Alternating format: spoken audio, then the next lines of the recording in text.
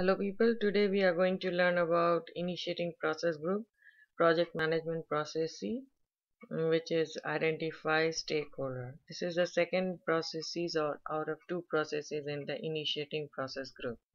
The first one we have already learned in the past tutorial, which was develop a project charter. Now we will define the stakeholder. So let's see. This is the process of identifying stakeholder. So the inputs for every processes there are three things involved: inputs, tools and techniques, and outputs. So input for identifying stakeholders are project charter, which we have already developed in the past tutorial, procurement documents, enterprise environmental factor, organizational process asset. Tools and techniques used for identifying are stakeholder analysis, expert judgment, meetings, and output is stakeholder register. So let's see what is identifying stakeholder. Identifying stakeholder is the process of identifying the people, groups, or organizations that could impact or be impacted by a decision, activity, or outcome of the project, analyzing and documenting relevant information regarding their interest, involvement, interdependencies, influence, and potential impact on project success. The key benefit of this process is that it allows the project manager to identify the appropriate focus for each stakeholder or group of stakeholders.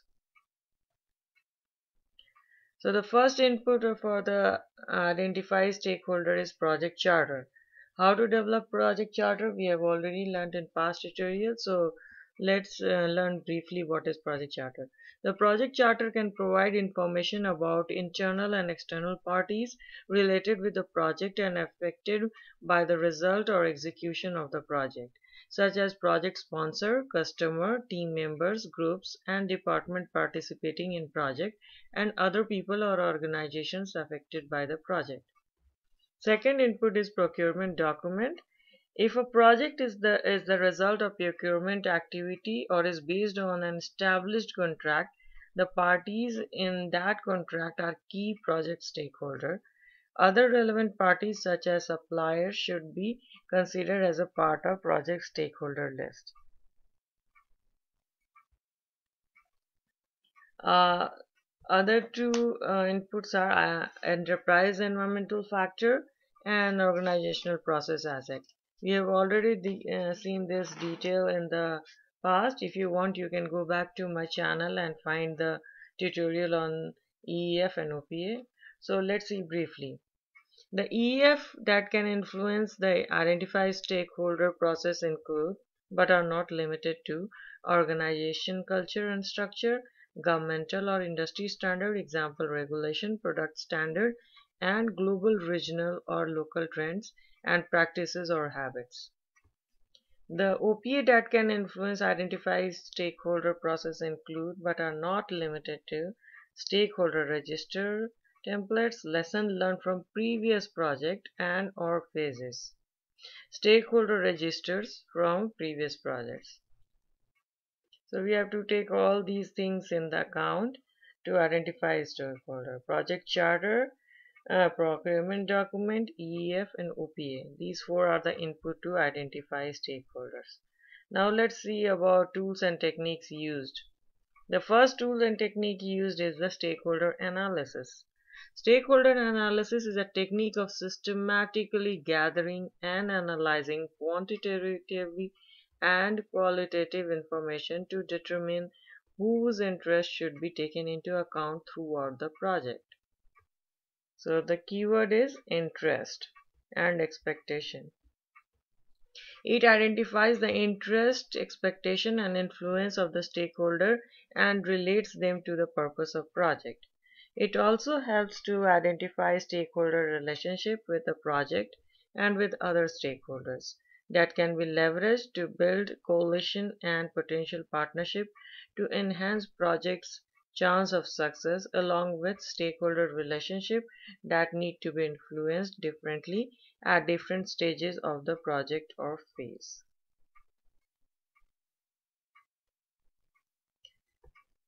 So the steps to follow for our stakeholder analysis are below. Identify stakeholder. Under identify, we have to identify all potential project stakeholder. We have to identify roles, departments, and interest. Identify knowledge, expectation, and influence level. Key stakeholders are decision makers or management role who is impacted by the project outcome, such as sponsor, project manager, and primary customer. Identifying other stakeholder is usually done by interviewing identified stakeholder and expanding the list until all potential stakeholders are included. So we have to progressively expand the list while identifying the stakeholder or doing stakeholder analysis.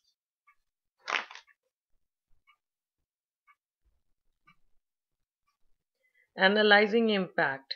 Analyze the potential impact or support each stakeholder could generate and classify them so as to define an approach strategy. In large stakeholder communities, it is important to prioritize the stakeholder to ensure the efficient use of effort to communicate and manage their expectations.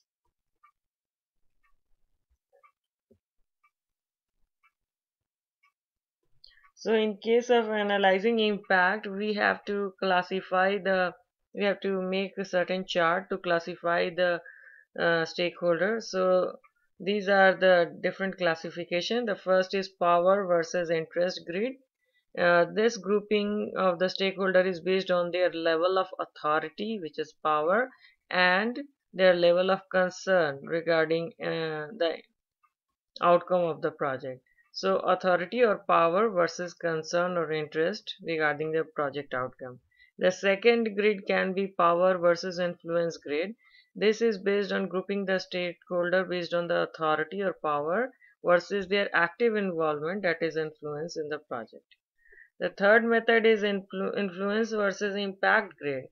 This is based on grouping them based on their active involvement or influence in the project versus their ability to effect changes to the project planning or execution. There is something a model for classification of stakeholder. It's called Salience Model. It describes the classes of stakeholder based on their ability to impose their will, urgency, which is need for immediate attention, and third is legitimacy, which is their involvement is appropriate. So it's like a Venn diagram constituting power, urgency, and legitimacy. So let's see in detail. This is example of power versus interest grid. Power is the y-axis signifies the higher power, and the x-axis signifies interest. Interest. So let's see. For this, G and D stakeholders, in which you have lowest power and lowest interest, we just need to monitor. In case of C and E stakeholder, they have high interest but low power, so you just need to keep them informed. In this case, the stakeholder has high power but they have least interest, so keep them satisfied. Not least interest, but yeah, medium interest and high power, so they keep them satisfied. And they have high interest and high power. B, H, and F stakeholders have high interest and high power, so you have to manage them closely. So they are most important because they have high power and high interest. And since they have high power, the A stakeholders, you have to keep them satisfied because power overrules the interest. This is example of Salience model. Salience model is like a Venn diagram. So let's see. There are three things: power, legitimacy, and urgency. So the stakeholders who have all the three, power, legitimacy, and urgency, are number 7, and they are of the highest priority. So we should manage them closely, and they are also called definitive. Then 4, 5, 6. These are medium priority and they have dominant power and legitimacy. Uh, and they are called, four is called dominant because they have power and legitimacy. Five are dangerous because they have power and urgency, but there is no legitimacy, so they are very dangerous.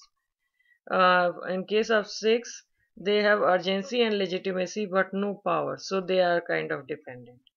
So they all these three are uh, medium or of medium priority, and the lowest priority are 1, 2, and 3. One is dormant because they have power, 2 is discretionary because they have legitimacy, and 3 is mm, demanding because they just have urgency but they don't know the legitimacy and they don't have power, so they are kind of demanding. So this is very interesting Salience model, and you can classify your stakeholder based on this Venn diagram, which will make it easier for you for different kind of situation. The other tool and technique used is assess their response um, under the stakeholder analysis. So you have to assess the response of stakeholder, assess how key stakeholders are likely to react or respond in various situations, plan how to influence them. The goal is to enhance their support and mitigate potential negative impacts. The other technique used is the expert judgment. To ensure comprehensive identification and listing of stakeholder judgment and expertise should be sought from groups or individuals with specialized training or subject matter expertise, such as senior management and other units within the organization, identified key stakeholder and project managers who have worked on the project in the same area. You can directly talk to them by one-to-one meeting or through the lesson learned. Subject matter expert in the business or project area. Expert judgment can be obtained through individual consultation on one-to-one meeting and interviews, etc., or through panel format, focus group surveys, etc. The last tool and technique used is meetings. Profile analysis meeting are project meetings designed to develop an understanding of major project stakeholders. This is also meeting is also used to exchange and analyze information about roles, interest, knowledge, and overall position of each stakeholder facing the project. This is also for brainstorming, option evaluation or design, and decision making.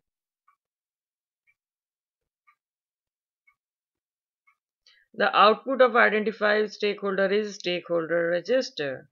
So what stakeholder register contains?